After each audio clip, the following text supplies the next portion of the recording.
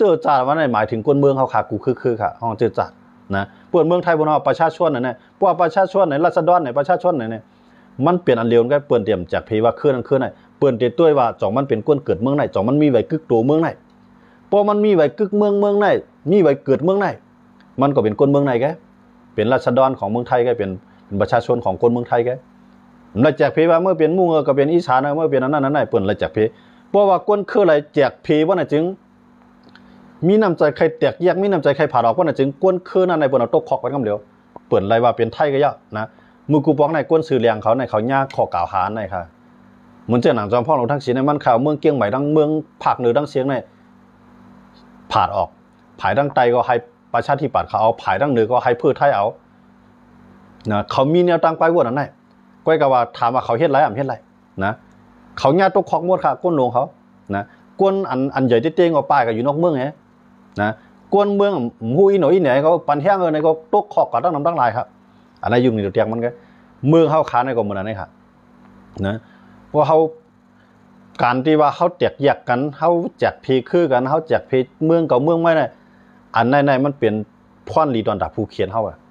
เปลี่ยนพ่อนรีดอนดับเมืองหิมห้อมว่าจ้ามเสด็จเมืองไทยในเขาแจกกันในเขาเนี่ยที่มีอเมริกันเอาจิมเข้ามาเนี่ยที่มีขี่เข้ามาเนี่ยนะเพราะว่าเขาแจกกันในแทงผายก็ตั้งอีสานก็เดียวกับต่างเมืองเขามาจ้อมนะตั้งเหนือในก็เดียวขี่เขามาจ้อมนะตั้งไตก็เดียวอเมริกันเขามาจ้อมมันเดี๋ยวเป็นจังนั้นกำลืนมันตั้งไตวันก็เดี๋ยวมีมาเลเซียแทงเอามาเลเซียเขามาแทงพวกเป็นจังนั้นมันมีแนวตั้งไปวนแจกจัดกันในอยากงากันในเมืองลุกนั่นตึมกัดเย็นไรครับ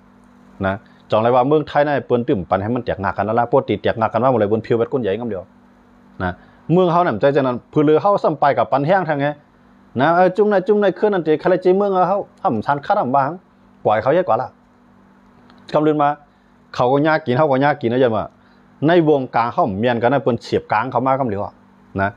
มือเขาตัวที่ห่างอันนั้นเปิ้นมาอีให้มันงากแข็งอ่ะนั่นในเป็นเพียงการเปิ้นนะกำลังเขาอยู่ในตัวแจ้งมาแทงว่าเขาขุดเขามาอยู่ในตัวแจ้งมาแทง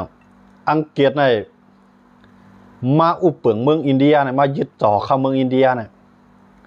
อังกฤษในมันนำนะฮะในกวนเจ้าเครื่องอังกฤษในมีมป่วน3 ปากล้านไงในลุงพาเนี่ยนะกวนมันใจน้ำกวยกามันหูออกมันดีเครื่องมือเครื่องกองกลางมันน้ำเมื่อนั้นนะอังกฤษในพร้อมแต่ได้ลูกลามในเอเชียพวกมายึดจ่อข้ามเอาในจ่อข้ามมันกุมกับอินเดียเขาลูกกำในเมืองเรียกเมืองหลอกอันเจือกจ่อข้ามอินเดียใครผ่าออกนะใครตั้งเมืองกับเมืองไม่นั่นอังกฤษเนี่ยเอาตั้งใจแถมจะในมาปั่นจุ่มอ่อนจุ่มอีเจนั่นจะต่อสู้ต่อเจ้าข้ามอินเดียเพราะว่าอเมริกามายึดไรเจ้าข้ามอินเดียปุ๊บเนี่ยก็กวนเจนั่นก็ลุกขึ้นต่อสู้อเมริกาเนาะบอกว่ากำลังมาอินเดียก็ตกอยู่ภายใต้กำมืออเมริกันก่อนเลยง่ายๆก็ในมายึดเจ้าข้ามตีโป้เจ้าข้ามมันพอยึดเจ้าข้ามมันเอามันเนี่ยอังกฤษในว่ามายึดเจ้าข้ามมันเจ้าข้ามตีโป้ยังไงอังกฤษให้ถึงอังกฤษในว่าก็อยู่ส่วนว่าละไต้ก็บ่สูมาพร้อมเฮาโคมเฮาจอยเฮาเป็นเมืองปีเมืองนองเฮาเมืองอารักขาเมืองโฮมเมืองหุ่มรวมมันเฮาเจ้าภาคก็สูก็อยู่กันละกำไรจ่อเฮามีใจใครต่อสู้อังกฤษคั่นน่ะมีใจใครต่อสู้อังกฤษแล้วย่ามั้งย้อนเบื่อเฮามักมันเป็นผู้เขียนเอาอะไรมันก็ย่าว่าเมืองใต้เขาเป็นเมืองใต้กำไรว่าก็มันก็ยามเอาอังกฤษก็จำไว้ของเขาเฮาก็เป็นเมืองว่าบ่ได้จังนั้นมาก็อังกฤษว่าอุปเปิงเฮาง่ายๆค่ะก็ในอังกฤษในหลุมมือขึ้นเอาอังกฤษซุ่มปางตึกก็นะซุ่มปางตึกกำพร้าเนี่ยอังกฤษขึ้นยอมถอยนะพวกอังกฤษถอยปุ๊บในอังกฤษมันปั่นไผค่ะมันปั่นได้ปั่นกูเจ้าคือปลดปล่อยก้อยกับมันตั้มเปลืองไว้วันว่าคือนั่นคือในเขาได้ปล่อยไปแจกมันมันต้นได้แจกไว้จังนั้นบ่ปล่อยมานก็มาเคี่ยวมาวันเจ้าคือของผู้กำลังการเมืองไงข่มมานกำลืนมาเปิดห้องเปิดเมืองมานก่อนเบิดนะมึงกูปองไอ้ใต้ดังมานะมันตึกกับมาถึงมือปั่นเจ้าเขาเข้ามาเบิ่นว่านะที่มันมาปองในใต้เปมันมาปองมันเปใต้เจ้าคืออันลุกขึ้นตึกมาในอุปเปิงมานแล้วในมีไตนะในมือผมถูกตู้เขาเนี่ยมีคืออะไรนะอันยามกับอุบถึงอ่างว่าอ่างวีวันนั้นมีเมืองใต้แก่เหมือนนั้นนะมีเมืองปานเจ้าขอเชียวเจ้าสื่อขันผ้าแก่นะย้อนเบอร์เจ้าในดังว่าใต้เขาได้ยามยิ่งใหญ่มากเสียตาก็วันเมื่อได้มันยิ่งใหญ่แล้วย้อนเบอร์หาเนี่ยมันหลายรวยหลายร่องนะครับเอาเป็นว่าแจกแถกเพี้ยเขากำในใต้เอาในที่ใต้ไกวที่ใต้อ่อนๆกันเนี่ยคือใต้ใน3 ปากล้านเนี่ยมันจะเอกค่ะอยู่ในลุมผ้าเนี่ยนะใต้เนี่ยมันจะว่าคือเอกมันในย้อนเบอร์ช่างหลานในย้อนเบอร์มันมีน้ำใจป้ายว่นอันแจกแถกเพี้ยกันก็เป็นใต้เมื่อเป็นใต้เหนือก็เป็นใต้ลือเมื่อเป็นใต้คืนก็เป็นใต้ขวัญเมื่อเป็นใต้มา พวกอยู่จำน้ำมาห้องใต้มาอยู่จำได้อยู่จำนำคืนห้องได้คืนอ่ะนะก็เป็นใต้ซองเป็นใต้สาใต้คำตีใต้อาสามใต้หัวใต้คำตีเอาใต้เข้าในแจกเพกันกับหมด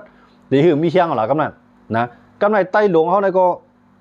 มีนำเลยเปิ้นห้องว่าไทยใหญ่นั่นขนาดนั้นใต้หลวงนะถ้ารัดกว้างเหมือนอย่างคาในกำนันเปิ้นเข้าที่ห้องตัวว่าใต้หลวงนะใต้หลวงไทยเขามองว่าไทยใหญ่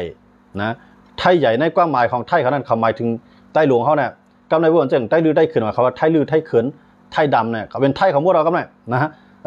อันเป็นไต้ใหญ่ในคือเราจ้าเข้าในกันก็ไม่นะพวกเราก็ตั้งไต้เมาเขาก็ไทยเมาไปเราก็ไม่ไทยนะเขาก็มาแจกไต้เขาย้อนดูไต้เขาขัดแจกกันตั้งค่ะยังไม่ใช่นะว่ากวนคือไหลกวนเมืองไหลว่วนไข่แจกแท็กเพเพียนลิ้นเรียกลอกๆกว่านั้นมันแมนขี่ชมเมืองตีใครมาอุบเปิงพองงำเขาครับเว้ยนะเขาด้วยครับนะการนั้นเขามีหลายภาษามีหลายเจ้าคือนั่นพวกเขาหมอใจออกหมอใจเงียนปิงยาเขาบ่ได้จึงเปลี่ยนพรลีที่เด้ครับเข้าที่ไรศึกษาเรียบเพี้ยนตีละเนี่ยเจ้าคืออันนำเลยสิเปื้อนเลยวัฒนธรรมพิงยีพิงทุ่งนำเลยเปื้อนเนี่ยอำลือไรเมืองเขียวค่ะใช่แล้วเขาว่านั่นแหละเนี่ยเมืองเขียวในก้นมันเฮงใบสีปากล่าในคือก็ภาษามันถึงเหมือนกันนะย่าความรัดมันถึงเหมือนกันอยู่ย่ากำไรตั้งหยุ่มยำมันถึงเหมือนกันอยู่ย่ากวยกาตีมันเฮ็ดให้หยุ่มยำเหมือนกันไรตีมันอยู่ควงกันไรในยอดมือสังย้อนปือว่าเขีนั่นเป็นเขีคือใหญ่มันนำเลยเปื้อนตีแล้วปัวลัดความศูนย์กลางเขาเนี่ยเดี๋ยวเลยความเขียกูคือเดี๋ยวเลยสอนดิเขียกูคือเนี่ยเดี๋ยวเลยมอความเขียบ่มอความเขียเนี่ยตาได้ใจตื้อจัดปานเจ้าเก่าก็อยู่วันนั้นมันอยู่ไรโลกาโลคายโลซี่โลกินในพวกมอความเขียเนี่ยมันจังสิกินย้อนเบอร์เขียเนี่ยเป็นส่วนใหญ่นะกำไรเจ้าคืออ่อนเจ้าคือเรียกเจ้านั้นพวกมอความเขียขายต่อเขียมจังขายใครซื้อต่อเขียมจังซื้ออยู่รอดย้อนมาจากนั้นแหละลูกสู้ลานสู้นั่นเดี๋ยวเลยเฮียนดิเขียความเขียในปืนเพห้องเฮียนเขาปืนเพมอสอนคู่สอนเขาค่ะกูว่าในมีคนเมืองเขก็หลายติ่มใครสอนในเขครับผมป้าดังใต้เอาค่ะนะตื่นมากกับนายเจ้าห้ำตื่นมากกับนายเจ้าทงป้านจับตัวกว่าได้เดียวนะอายุ4-5 ขวบในกว่าได้เดียวกลุ่มมอลิกเขกลุ่มมอความเขครับนะมอลิกใต้ความใต้จ้าใจตื้อดีใดเขารู้ในเมืองเขก็ในมันเอาใจเตื้อเมื่อมันกว่าวัดกว่าว่ากาการกาเกี้ยงกับป้อยกับล่าไม่ขนาดนะมันจะใจตื้อดีใดที่เดียวก็ในการได้เลยมอลิกเขเนี่ยนะมันจะเขาคำกูบอกเขาอยู่เมืองใต้ห่ำหมอกมันห่ำมุกเข่าโมลิกมันมุกเข่ากับกูบอกเนี่ยนั่นบ่ห่ำย้อนบ่ห่ำลูกก้าคายทางต่อมันนะห่ำลูกก้าขึ้นเฮี้ยนมันห่ำลูกหมอกมันเมื่อนั้นในใต้ในตึกนำกูเจ้าคือตึกหมอความใต้กูเจ้าคือตึกหูลิกใต้กว่าได้ไรบ่หมอความใต้นำเลยเปิ้นเปิ้นกับซื้อคู่ครองว่ากากาขายบ่หมอความใต้อะไรขายเมื่อนั้นเนี่ยหมอความมันเป็นสังมือปานเอาขาก็เลี้ยงเนี่ยมือเรือเนี่ยหมอความมันเนี่ยอย่าเบาขาครับเนี่ยนะเวียงใหญ่เวียงลงบนหมอความมันกันมั่วเราก็ในพวกหมอความมันปอโอมังยาไตมันก็หมอความไตหลัดต่อไตมันเอาความมันหลัดต่อไตไปแล้วยันว่ามานเขาเฮ็ดไรเอาลิเขาเพลเอาความเขาเพลเอาคือเขาเพลในมานปี้เขากว่าไปนะอันไหนเจ้าคือไตเอาครับคนเมืองเจ้าครับกูคืออันว่าเขาหักพิงทุ่งเอาหักดิกไล่เอาหักความลาเท่านั้นมันผิดเขาหรอกหักสาไว้อัตลักษณ์หักสาไว้ตัวตี้ตัวต้นของเขาในเปลี่ยนพ่อดีที่เตี้ยเขาขามาตัวเลยเมืองไทยในมีหลายเจ้าคือย่างก็หลัดกว่าละความย่างสูกวยกับป้อสูหลวงมากกับ10ที่ต่อลงปองจึงเกี่ยวข้องในรองหน้าการต่างงานลองอยู่การกินชูนั้นสูได้เลยมอลิกไทยได้เลยหมอความไทยนะพวกหมอเนี่ยมันจะว่าไทยเขาได้มั่นนั่งเอาภาษาเอาย่างสุรัตปไปเขาเดี๋ยวความไทยมาปิ่นภาษาบันก้นปิ่นภาษาไทยภาษาย่างอะไรไทยของเฮ็ดค่ะสูใครสอนก็เยอะเขามีปุนพรส่งครูสอนเขาไว้ในปุนตีสูเขามีปุนพรเฮ็ดไว้ห้องเฮียนนะพวกสุ่มสอนเอาสุ่มหมอก็ปิ่นอย่างนี้สูก่อมจังกว่าจังไปก็สูก่อมขึ้นใหญ่ก็พอสู่หมอว่าในถึงในเมืองไทย77ตอนน่ะสู่ใครกว่าที่ไรก็ไรอยู่ที่ไรก็ไรกินที่ไรก็ไรเฮี้ยงก็ไรอยู่ภายใต้ปักเบืองจังหวัดไทยเขาเนี่ยอยู่เนื้อจี้คุยไปแล้วก็ไทยในปล่อยคู่สอนเอากว่านะมือเหลืองในกูเจ้าคือหมอลิกไทยเอาเนี่ยไทยเนี่ยมันหลุดปล่อยก้นมันกว่าไผ่หมอลิกไทยไผ่หมอความไทยก็เอาขึ้นมาเป็นคู่สอนหมอสอนแล้วก็ไม่เป็นตัวเตี้ยนต่างไทยกว่าจังหวัดกูเจ้าคือก็อยู่จำไทยกว่ามีก้นเคลื่อนว่าเขาใครแจกเขาใครแจกเรียนภาคเหนือถึงที่ไหนชิมกันนะมีนะเรียนลินอีสานถึงที่ไหนชิงมานั่งกรุงเทพมีครับนะเพราะว่าคนกรุงเทพใครก็อยู่ที่ไหนในภาคอีสานนั่นอยู่ในกุฏินะตั้งเมืองเกียงใหม่ตั้งภาคเหนือตั้งเชียงนะคนภาคใต้ใครอยู่ที่ไหนมาซื้อเลยว่ามันเกี่ยวอยู่ซื้อที่ลินที่ไรก็ไรนะขายเพื่อนมันมาอยู่ก็ไรเพื่อนให้ใจน่ะเพื่อนจ่องก็อยู่ห้องมันมาไรเมื่อเขาขายน้ำใจน่ะเพื่อนก่อนที่ไหนในนาทีว่าไงมาตัวดูจ่องมีมาตุ่มปองตีนว่าจ่องมีไว้กับตัวว่าเพื่อนยิ้มบันเข้ามาได้เนี่ยเป็นนาทีเมืองล่าว่ามีไว้เมืองล่าบันเข้าก็ในมาตัวที่ไหนว่าทั้งอินเทียเนี่ยคอยกุ้มกำไรลีเลีย ตีในนาทีปลองกับปลองมันเขาบ่มีไว้ปลองก็ไม่ก็กลางที่เฮ็ดอ่ะพวกเฮ็ดจังนั้นน่ะจ่องมันติมีเฮียงค่ะมีเฮียงตาเตตั้งจึงเมืองไรนั่นมันเป็นไรนะอันนั้นสุดกาเตตั้งจึงเมืองในเฮาหลุดด้วยเมืองติเตยุคมือปันเฮาสังเจว่าต่างเมืองหันลีต่างเมืองเดี๋ยวมาเฮ็ดให้เฮาสังว่าหลุดเลยใจแห้งซึกมันเดี๋ยวแห้งซึกเขามาจอยเฮ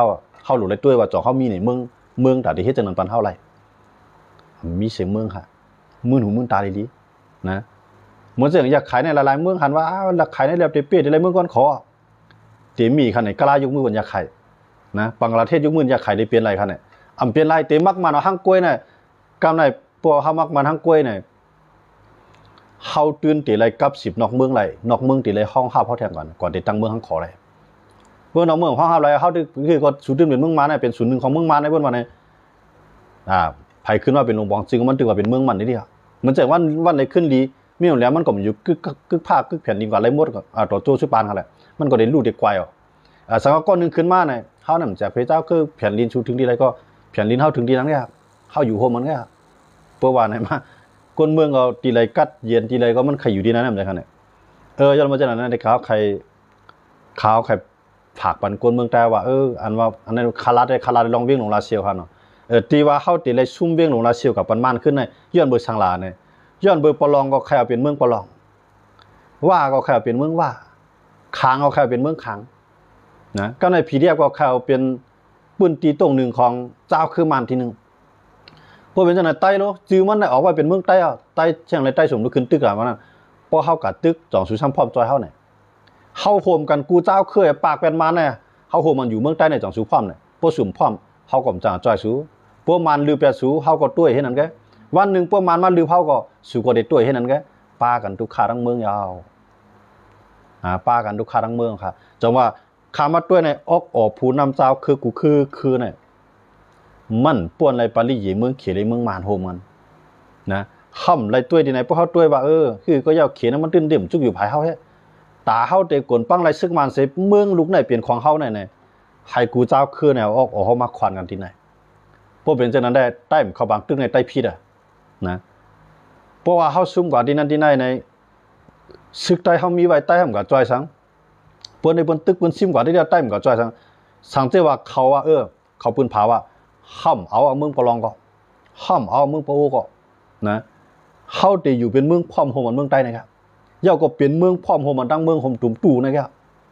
พอเฮ็ดจังนั้นได้ปดใต้เข้าปังตึกแล้ว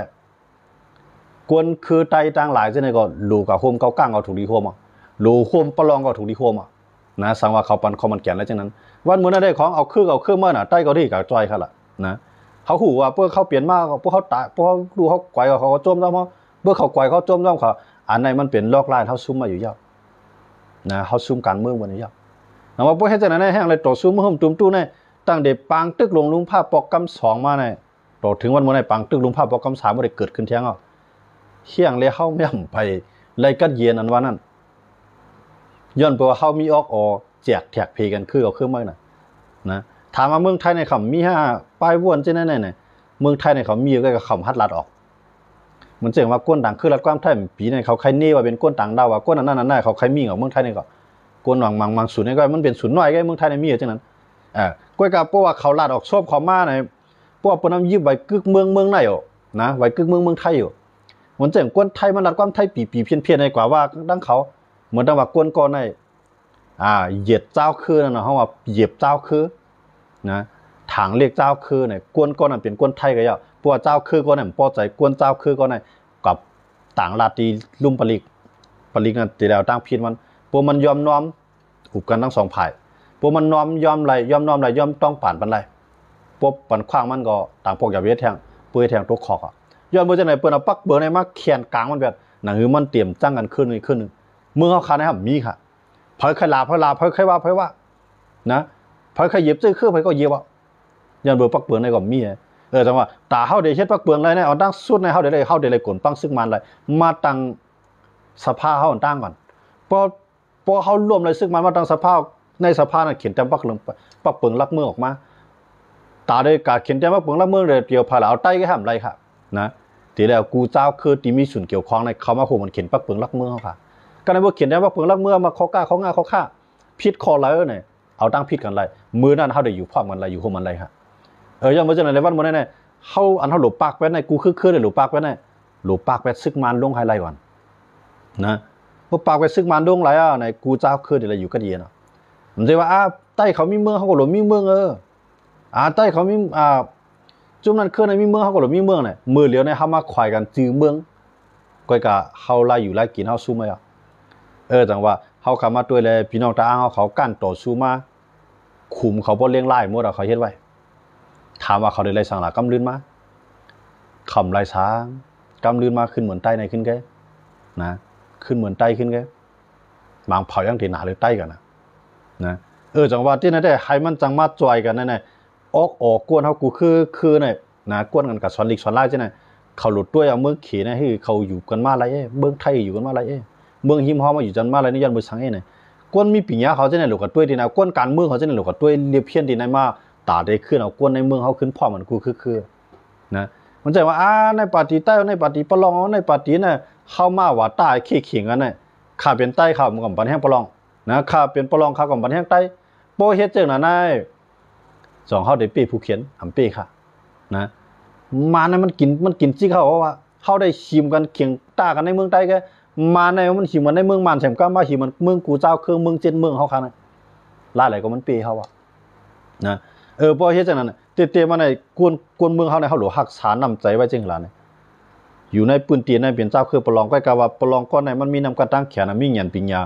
หักกูคือจอยแถมกูคืออะไรเนี่ยใต้ก็หลุกกับปันแห้งก้นในเฮาหลุกก้นปกป้องวางเมืองในเฮาหลุกก้นมีปิญญาตั้งหูมีนำกัดให้มีดังแขนนะแกนะผมสิว่าก้นในมันหักคือน่ะหักคือน่ะพิษก็กะว่าอย่าไปจังคือเปิ้นเพราะหักคือเฮากับจังคือเปิ้นมันต้องมาเฮาปาดเวทเนื้อเฮาอ่ะนะอันนี้เฮาขัดซุ่มค่ะพี่น้องเขาว่าเมืองกึ่งเขียวันนอกไอเสียงว่ามาถึงการมันได้ที่ห้ามหมดเดียวค่ะเอาค่ะอันนั้นได้มันแม่นะตอนที่เมืองกึ่งที่ห้ามมันได้มันจะเมืองกึ่งไอ้ไล่ค่าก็จำได้ห้ามเอาค่ะเมืองหนองเกซีจะไหนเมืองซูจะไหนจำได้ห้ามหมดเอาค่ะอันนั้นมันเป็นย้อนเบอร์สังขารนั่นอันเป็นย้อนปืนวัดตาคือกับคือไม่จุ่มกับจุ่มไม่ในเขาได้เปลี่ยนมาจังว่ากวนเอาค่ะหมดเลยนั้นมันเป็นกับปานั้นหลูเลยลักเหลี่ยมแซมกะนะตีเลยตีมันอยู่ยาวรถเพตีเลยตีมันอยู่ยาวหักษาฉากมันยืนยาวไหลในข้าวยามมือเหลียวเนี่ยมันหลุดลึกเส้นตาอันนั้นไรยอดเมืองฮะยอดเมืองเข้าหลุดเลยตัวเงาลายผูน้ำเข้าเนี่ยก่อนเพราะว่าผูน้ำเอาควันแห้งกันไรพ่อมุกมันแหลมจากเพนเรือเจ้าคือจากเพมุกเขาจุ่มเมื่อเนี่ยมือนั้นเข้าอยู่ที่ไรก็เข้าหลุดเลยจอยแถมนะเพราะเป็นเจ้านั้นได้ต่อให้เขาเสียสละย่อมซุ่มสุนตัวด่านหรือเสียสละด่านหรือเป็นก้นเงินน้ำด่านหน้านะกระปันมือเหลียวเนี่ยยอดเมืองปันแห้งจุ่มในก็เฮ็ดจุ่มในก็เฮ็ดต่อปอลูกควายไหวกวายเนาะมันก็เรียกลายมาอะไรเขาก็เป็นแห้งก้นคือเขากับเฮ็ดตับซึกเขาเฮ็ดตับซึกก้นคือเขาขึ้นน่ะกำลืนมันก่อมเปี้ยแล้วยันภาษามันมีว่าตามานานคือเขาคือไม่เขาเสียสละเขาซุ่มสุนตัวเขาซุ่มจัดปานก้นเขาตั้งจัดนะอันที่ว่าก้นหักจือคือวันเมืองวันนี้ตีไรซุ่มสุนตัวเจ้าเก่าตั้งมั่วเสียเลยเป็นพ่อนิสังมานั่นใจก้นอันหักจือจัดเตก้นหักจือจัดเตนั่นเอาปืนมาเป็นยื้อย่าก็เข้าก่อมหรือย่อมเป็นยื้อเปิ้นนะกวนอันเฮาตีเกียรติเคแล้วเฮาหลุดเลยเกียรติเคอันเฮาเกียรติเคไปไล่เฮาหลุดเลยหาเส้นต่างมันอันในเปิ้นห้องว่ากวนหักจือจารันเจ็ดจางมันครับนะอันที่ว่าก่อนนี้หักจือจาแล้วกินจางนั้นก็เด้อเปิ้นใจสังกว่าทั้งนั้นเปิ้นใจอยู่ที่ใดอยู่ที่นั่นน่ะอันในเปิ้นห้องกวนงือครับนะเบิ่นได้กำพาลุงฟ้านะกวนมันเกิดมา1ปาดเนี่ยมันได้เลยมาพีจื้อพีคือปกป้องลูกหลานจื้อคือมันกว่ายืนยาวกว่ามื้อหน้ากวนกับว่ามันเลยเป็นคาลิปเปิ้นในโตโจสุดปานมันจึงตามันก่อมไล่มันแต่ก็เฮ็ดตาเปิ้นไล่ครับอันให้เขามาเตียกนึงนี่กันอย่ามื้อนั้นว่าเฮาขากูคือในเฮาขาคนเมืองเฮาขากูคือพวกเขาว่าก็ฮักผู้นำก็พวกว่าตุ้มตื้อดอกผู้นำอีดอนถ้าสร้างผู้นำอีดอนเนาะพิษใจแล้วใส่กรรมน่ะก้นจะไหนก้นงืออย่าเบิ่งอะไรเข้าว่านั่นล่ะเนี่ยกะพิษใจเตี้ยนต่างเปิ้นในตามันซ้ำไรสังในสังปอเมมันก็เลยปายดุกล่างมันก็เลยยันตัวมันก็ตกแยกตกผ่านซ้ำไรสังค่ะเปิ้นห้องว่าใจฮักจื้อจานให้มีเดียมเปลี่ยนก้อยกาหลุเลยมีอยู่หักเจอจานมันนั่นจืดเลยรับผู้รับตายเพราะว่าเสียสละเขาขาหันมานำน้ำจะไหนก้นเสียสละอะไรเปลี่ยนมีดีเลยครับมีฮะแว่ก้นเสียสละมันย่อมซุ่มสุนตัวเฮ็ดตาสุนหัวมันถามมันอะไรเปลี่ยนท่าไหนมันมีเอ็นตาอะไรเปลี่ยนนะเขาได้เป็นก็ย่อหักเจอคือวันเมืองเขาเฮ็ดซื้อเกินเนี่ยกำเรือนมาในไหลย้อนเงินปอเงินเมียมันขึ้นแล้วนะย้อนเมื่อ อันมันได้มันสิสลายย่อมซุ่มกูเมียวก็กับก้นดวงอันเป็นผู้นำมันจ่องย่อมได้เหมือนมันค่ะเนี่ยเข้าก็เราเลยกินอันเลียนหวานภาคเราเลยกินอันเลียนหวานตีอยู่ด้านเศร้าเราเลยอยู่กันแค่มันแลบลวดยากลวดกาขึ้นเย่เราเลยจิกขึ้นจันขึ้นกาบเนี่ยจ่องมันสิสลายเหมือนเขามันเลยสิสลายนะสิสลายคาราในโลกกรรมไทยเดี๋ยวนั้นเนาะว่าเนาะมันใจเลยย่อมซุ่มส่วนตัวมันเขาหรอมันเอาตัวเข้าในกว่าเปลี่ยนสิโคไลตอนแต่มันเหยียบขึ้นนี่เลยถึงเป้าหมายยังอ่านมันก็นะมังกรเป็นเช่นนั้นนะครับด้วยคะแนนว่าเขาในสิสลายนะเขาอยู่ดูแต่เมืองไทยนี่กันนะเมืองไทยที่จู่เจ้าขาอยู่เนี่ยกวนสื่อเหลืองกวนสื่อเลี้ยงเนี่ยในห้องไปตายเขาเลยหาหน่อมใจกันเนี่ยห้องไปเลยรู้ห้องไปเลยรับตาเรื่องเมืองนะเขาหาเอานะมือกูปองในพันธมิตรเนี่ยเนาะพันธมิตรเนี่ยเป็นพลที่สำรองสีเมืองเขาสุนที่ลุนท้องกุนเขาอ่อนหัวน้ำหนาเหมือนเช่นนะพลที่สำรองสีเมืองในรับตาเรื่องเมืองเอามันใจว่าเป็นย่อมมันตกข่อมใช่ไหมสุนที่เขาจะในเขาย่อมตกข้อกั้มก็นะก็มาเลยกุนขึ้นออกมาเลยเปลี่ยนอันเป็นลูกน้องดับปี้เขาได้การในการใจตีเอาตีปนเอาตกควักซุ้มมันเจอซื้อเลี้ยงนั่นก็ปันแห้งจอมพ่องลงก็เก่าเนี่ยนะปันแห้งจอมพ่องลงทักษิณเนี่ยปันแห้งยอมซุ้มอาศักใจเจ้าเก่าบางก็ตกควักไปเลยออกต่อถึงมือเลี้ยวนะยาคอหาเฮ็ดถ่ายนั่นน่ะแทงผายขึ้นปอกมาเมืองกว่า17 ปีขึ้นเข้ามาเมืองขึ้นมาเฮ็ดก็ภูมิอนาถเช่นนั้นมั่วเราก็เนี่ยมันเงือค่ะล่ะก้นเสสลานั่นนะยอมซุ้มส่วนตัวมันซุ้มเอาค่ะล่ะเขาได้มาเลยเปลี่ยนลูกเขาไปเป็นเจ้าเป็นคุณเป็นจอมพ่องลงแทงเขาได้อันปันแห้งเขานี่กลางใจเจือใจนะปันแห้งเนี่ยกะยาตีเตียวจะลำโต้ซาวายกำลืนมาเปิ่นเย็ดตัวคอกภายละเลือดใหม่ก็ไหนปอเมปีน้องคนทางหลังมาไหนก็ไหนเมื่อนั้นแกอันเจ้าเครือกูคือเป็นจังไหนก็ก็เป็นซึกปลองปันแห้งผู้นำปลองเอาเต็มเตี้ยเข้าหลุดทัดว่าผู้นำปลองเขานั้นมันผู้การเมืองกะหือมันพร้อมตอนตาแต่เฮ็ดให้จื้อเครือออกละได้กะหือเนี่ยเข้าหลุดเรียบเพี้ยนทัดสางดีในแท้เชื่อมันหมดรัดก็มาเนาะมันแก่หนา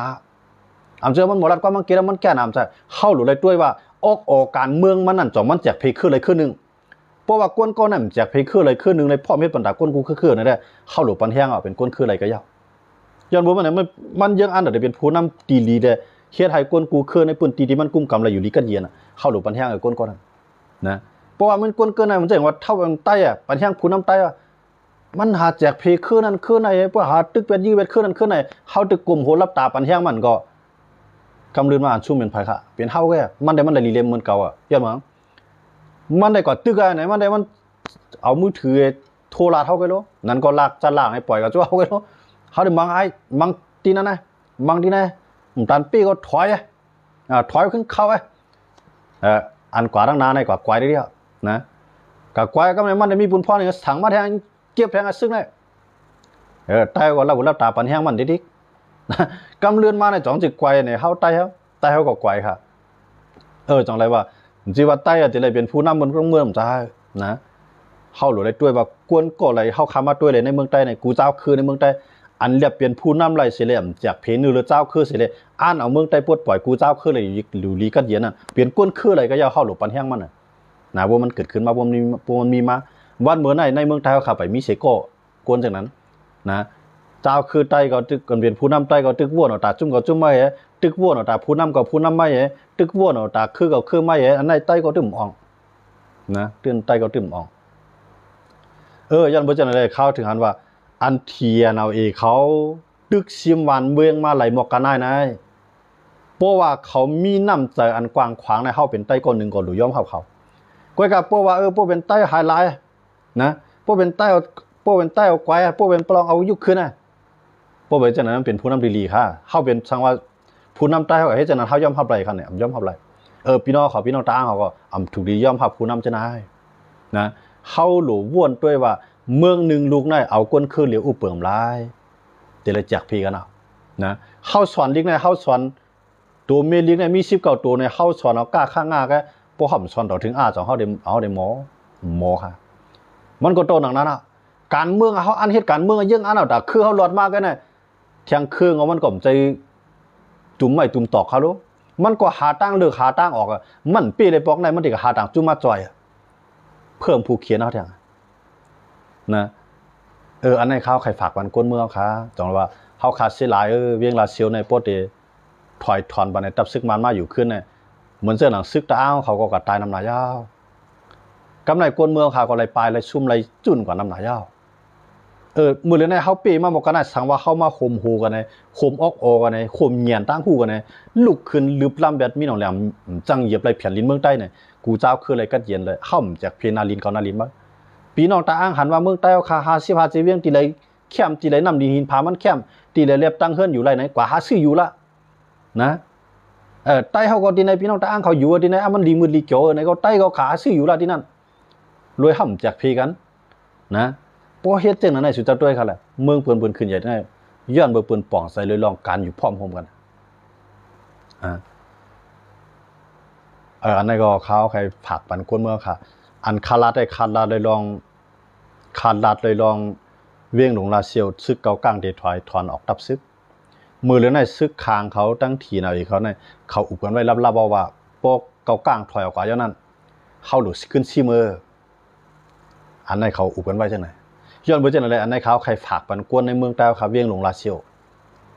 ฟังสตีกันเกากลางถอยออกกว่าว่านั้นมันจะว่ามานะที่มาอยู่ก็มีปังตึกปังยืมเป็นไรเพราะว่ามันเขามาอยู่ปุ๊บในพีดีเอฟเขาเทียนอะไรเขาเกากลางเขาเกากลางเลยเขาว่าตั้งคางแข่งอีเขาในตีตุ้มตื้อเขาหมดละมันเดี๋ยวหายี่มันในมันมาอยู่ในมันจะว่าเดี๋ยวมาอยู่ลาเซียวขึ้นน้ำเฮ็ดสังเขาให้การซื้อก็เพิ่มแทงว่าตีอุปเปิงพ่องำลาเซียวในก็มันเปลี่ยนออกมาเนี่ย